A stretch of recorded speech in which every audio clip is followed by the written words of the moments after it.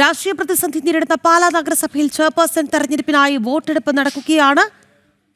LDF പിന്തുണയുള്ള UDF വിമത മായ രാഹുലും UDF ഔദ്യോഗിക സ്ഥാനാർത്ഥി റിയ ബിനോ ചീരാംകുഴിയും തമ്മിലാണ് പ്രധാനമായും മത്സരം നടക്കുന്നത്. അവിശ്വാസത്തിലൂടെ ദിയ ബിനു പുറത്തായതിനെ തുടർന്നാണ് പുതിയ അധ്യക്ഷയെ തെരഞ്ഞെടുക്കുന്നത്. വിവരങ്ങളുമായി മിഥുൻ മുരളി ചേരുകയാണ്. മിഥുൻ, വല്ലാത്ത പ്രതിസന്ധിയിലായിരുന്നു പാലാ. ആ ഒരു പ്രതിസന്ധിയിൽ നിന്ന് വീണ്ടും കരകയറുകയാണോ? രാഷ്ട്രീയ പ്രതിസന്ധിക്ക് ഇതോടുകൂടി വിരാമമാകുമോ?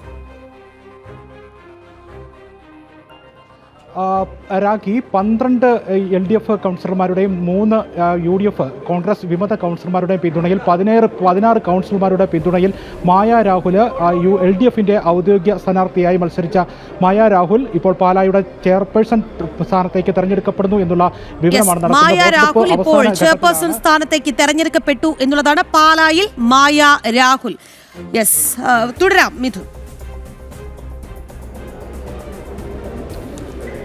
രാഖി, 12 LDFിൻ്റെ 12 കൗൺസിലർമാർ, അതിൽ 10 പേർ കേരള കോൺഗ്രസ് മാണി വിഭാഗ കൗൺസിലർമാർ, 2 പേർ CPMൻ്റെ കൗൺസിലർമാരാണ്. ഇങ്ങനെ 12 പേരുടെ പിന്തുണയോടുകൂടി 3 കോൺഗ്രസ് വിമത കൗൺസിലർമാരുടെ പിന്തുണയോടുകൂടിയാണ് 16 പേരുടെ കൗൺസിലർമാരുടെ പിന്തുണയിൽ മായ രാഹുലിനെ ഔദ്യോഗികമായി പാലാ നഗരസഭയുടെ ചെയർപേഴ്സൺ സ്ഥാനത്തേക്ക് തെരഞ്ഞെടുക്കപ്പെട്ടിരിക്കുന്നത്.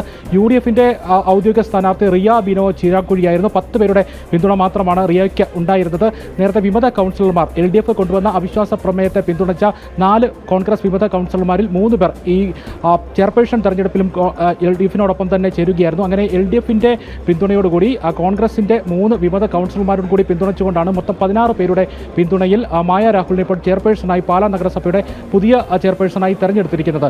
10 കൗൺസിലർമാരാണ് UDFിന് ഉള്ളത്. അതിൽ 10 കൗൺസിലർമാർ UDFിന് ഉള്ളപ്പോൾ വിമത കൗൺസിലർമാരിൽ ഒരാൾ UDFിലേക്ക് തന്നെ കോൺഗ്രസിലേക്ക് തന്നെ മടങ്ങി പോവുകയായിരുന്നു. അങ്ങനെ 4 വിമത കൗൺസിലർമാരിൽ 3 പേരുടെ പിന്തുണ ഇപ്പോൾ LDFിനോടൊപ്പം നിൽക്കുന്നു. അങ്ങനെ LDFിൻ്റെ CPMും കേരള കോൺഗ്രസ് മാണി വിഭാഗവും ഒക്കെ ഉൾപ്പെടുന്ന കൈപ്പത്തി ചിഹ്നത്തിൽ മത്സരിച്ച് വിജയിച്ച കോൺഗ്രസിൻ്റെ 3 കൗൺസിലർമാർ ഉൾപ്പെടുന്ന ഒരു പ്രത്യേക സവിശേഷ സ്വഭാവമുള്ള ഭരണ മുന്നണിയാകും ഇനി പാലായിൽ നഗരസഭാ ഭരണം സാധ്യമാക്കുക എന്നുള്ളതാണ്. ഇതിൽ ഏറ്റവും പ്രധാനപ്പെട്ട കാര്യം കേരള കോൺഗ്രസ് മാണി വിഭാഗത്തിൻ്റെ 2 ചിഹ്നത്തിൽ മത്സരിച്ച് വിജയിച്ച 10 കൗൺസിലർമാരുണ്ട്. 2 പേർ LDFിൻ്റെ CPMൽ നിന്നുള്ള അരിവാൾ ചുറ്റിക നക്ഷത്ര അടയാളത്തിൽ മത്സരിച്ച് വിജയിച്ചവരാണ്. ബാക്കി 3 പേർ കൈപ്പത്തി ചിഹ്നത്തിൽ, അവർ വിമതരാണ് എങ്കിൽ പോലും കൈപ്പത്തി ചിഹ്നത്തിൽ കഴിഞ്ഞ തെരഞ്ഞെടുപ്പിൽ മത്സരിച്ച് വിജയിച്ച 3 കോൺഗ്രസിൻ്റെ കൗൺസിലർമാർ. ഇങ്ങനെ ഒരു സവിശേഷ മുന്നണിയാണ് ഇനി പാലായിൽ ഭരണം നടത്തുക എന്നുള്ളതാണ് ഏറ്റവും പ്രധാനപ്പെട്ട കാര്യം. അരിവാൾ ചുറ്റിക നക്ഷത്രവും കൈപ്പത്തിയും എല്ലാം ചേർന്നുകൊണ്ടുള്ള ഒരു ഇന്ത്യ മുന്നണി സഖ്യം എന്ന് പറയാവുന്ന വിധത്തിലുള്ള ഒരു ഭരണ സംവിധാനം പാലായിൽ സാധ്യമാകുന്നു എന്നുള്ളതാണ്. കഴിഞ്ഞ LDFിൻ്റെ കൊണ്ടുവന്ന അവിശ്വാസ പ്രമേയം, രാജ്യത്തെ ഏറ്റവും പ്രായം കുറഞ്ഞ നഗരസഭാ ചെയർപേഴ്സൺ ആയിരുന്ന ദിയ ബിനു പുളിക്കക്കണ്ടത്തിനെതിരെയുള്ള അവിശ്വാസ പ്രമേയത്തിലാണ് സ്വതന്ത്ര മുന്നണിക്ക് ദിയ ബിനു പുളിക്കക്കണ്ടവും പിതാവ് ബിനു പുളിക്കക്കണ്ടവും ബിനുവിൻ്റെ സഹോദരൻ ബിജു പുളിക്കക്കണ്ടവും അടങ്ങുന്ന സ്വതന്ത്ര മുന്നണിയെ പുറത്താക്കുന്നതിന് വേണ്ടി LDFും UDFും LDF കൊണ്ടുവന്ന അവിശ്വാസ പ്രമേയത്തെ UDFിലെ ഒരു വിഭാഗം കൗൺസിലർമാർ പിന്തുണയ്ക്കുകയായിരുന്നു. അങ്ങനെയാണ് സ്വതന്ത്ര മുന്നണിക്ക് പാലാ നഗരസഭയിൽ ഭരണം നഷ്ടമായത്. അതിനുശേഷം ഇപ്പോൾ കൊണ്ടുവന്നിരിക്കുന്ന ഈ അവിശ്വാസ പ്രമേയത്തിന് ശേഷവും UDFിൻ്റെ കോൺഗ്രസിൻ്റെ കൗൺസിലർമാർ 3 പേർ അത് LDFിനോടൊപ്പം ചേർന്ന് നിൽക്കുന്നു. അങ്ങനെയാണ് പാലായിൽ പുതിയ ഒരു ഭരണ സംവിധാനം ഇപ്പോൾ സാധ്യമായിരിക്കുന്നതെന്നുള്ളതാണ്. പാലാഭരണം LDF പിന്തുണയുള്ള UDF വിമത മായ രാഹുലാണ് ഇപ്പോൾ ചെയർപേഴ്സൺ ആയിരിക്കുന്നത്. എന്തായാലും UDF അവിടെ നിന്നുള്ള നിർണായകമായ പ്രതികരണത്തിലേക്ക് മാനസികമായിട്ട് നമ്മുടെ കൂടെ തന്നെ ആയിരിക്കും എന്നാണ് എൻ്റെ വിശ്വാസം.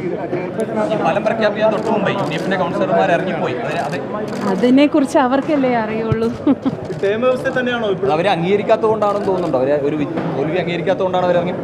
അല്ല, അങ്ങനെയൊന്നും പറയാൻ ഞാൻ ആളല്ലല്ലോ. ടേമിൻ്റെ കാര്യമൊന്നും ഇതുവരെ തീരുമാനമായിട്ടില്ല. ഇപ്പം തൽക്കാലം ഞാൻ എലക്റ്റഡ് ആയി എന്നുള്ളതിനപ്പുറം വേറെ ഒന്നും ആയിട്ടില്ല.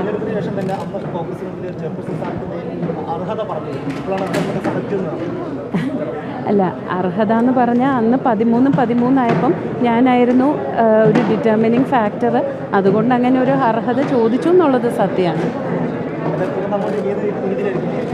തുടർന്ന് ഞാൻ പറഞ്ഞുവല്ലോ, എല്ലാവരെയും ഒത്തൊരുമയോട് കൂടി തന്നെ പോകണം എന്നാണ് ആഗ്രഹം.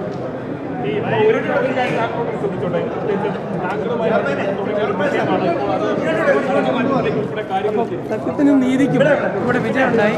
ആ വിജയമാണ് ഇവിടെ കാണുന്നത്. അത് മാത്രമല്ല എനിക്ക് പറയാനുള്ളത്. സ്വീകരിച്ച്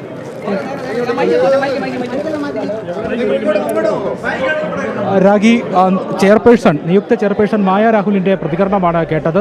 ടേം വ്യവസ്ഥയിലാണോ ഈ ചെയർപേഴ്സൺ സ്ഥാനത്തേക്ക് തെരഞ്ഞെടുത്തിരിക്കുന്നത്? കാരണം ചില സവിശേഷ സ്വഭാവങ്ങളൊക്കെ പാലാ നഗരസഭയിൽ ഉണ്ടായിരുന്നു. LDFും UDFിലെ കോൺഗ്രസിലെ കൗൺസിലർമാർ ഉൾപ്പെടെ പിന്തുണച്ചുകൊണ്ടാണ് LDFിന് ഭരണം സാധ്യമാകുന്നത്. സവിശേഷമായിട്ടുള്ള മുന്നണിയാണ്. LDFിൻ്റെ അംഗങ്ങളും കൗൺസിലർമാരും കോൺഗ്രസ് കൗൺസിലർമാരും വിമത കൗൺസിലർമാരാണെങ്കിൽ കൂടി കൈപ്പത്തി ചിഹ്നത്തിൽ മത്സരിച്ച് വിജയിച്ച കൗൺസിലർമാരാണ്. അവർ 3 പേരും കൂടി ചേർന്നുകൊണ്ടുള്ള 16 പേരുടെ പിന്തുണയിലാണ് ഇപ്പോൾ മായ രാഹുൽ ചെയർപേഴ്സൺ സ്ഥാനത്തേക്ക് തെരഞ്ഞെടുക്കപ്പെട്ടിരിക്കുന്നത്. എന്തെങ്കിലുമൊക്കെ നിബന്ധനകളുടെ പുറത്താണോ, ഈ ടേം വ്യവസ്ഥ ഉൾപ്പെടെ വെച്ചുകൊണ്ടാണോ ഈ ചെയർപേഴ്സണായി തെരഞ്ഞെടുക്കപ്പെട്ടത് എന്നുള്ള ചോദ്യത്തിന് മറുപടി ഉണ്ടായിട്ടില്ല. അങ്ങനെ ടേം വ്യവസ്ഥ ഒന്നുമില്ല. തൽക്കാലം ഈ രീതിയിൽ തന്നെ തെരഞ്ഞെടുത്തു.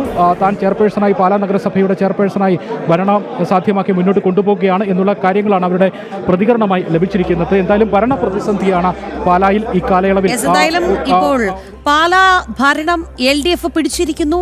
UDF വിമത മായ രാഹുലാണ് ചെയർപേഴ്സണായി തെരഞ്ഞെടുക്കപ്പെട്ടത്. ഒപ്പം തന്നെ UDF ഔദ്യോഗികമായ സ്ഥാനാർത്ഥി റിയ ബിനോ ചീരാംകുഴി തോൽവി ഏറ്റുവാങ്ങിയിരിക്കുന്നു എന്നുള്ളതാണ് വിവരം. എന്തായാലും UDFിന്റെ വിമതയാണ് LDFിന്റെ പിന്തുണയോടുകൂടി ജയിച്ച് കയറിയിരിക്കുന്നത്. എന്തായാലും തൽക്കാലത്തേക്ക് പാലയിലെ രാഷ്ട്രീയ പ്രതിസന്ധിക്ക് ഒരു അയവ് വന്നിട്ടുണ്ട് എന്നുള്ളതാണ്. മിഥുൻ മുരളിയാണ് വാർത്തയുടെ വിശദാംശങ്ങൾ നൽകിയത്.